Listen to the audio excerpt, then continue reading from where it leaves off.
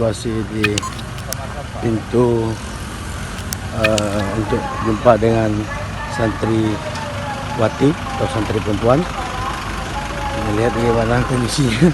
Sederalun, hari kunjungan santri selayaknya merupakan hari bahagia bagi santri maupun orang tua atau wali.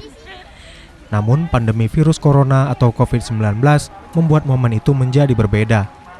Demi melindungi para santri, pihak dayah atau pesantren harus memberlakukan aturan yang ketat, termasuk pembatasan jarak dan waktu kunjungan.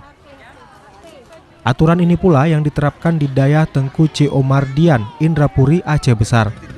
Para wali santri hanya bisa bertemu dan berbicara dengan putra-putrinya dengan dibatasi 2 pagar tali yang berjarak 1 meter.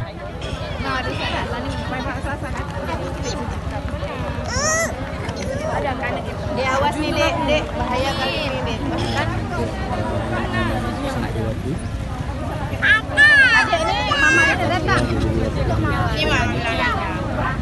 Oh, yang di Pak sering dengar nama-nama. Gimana rumahnya dek?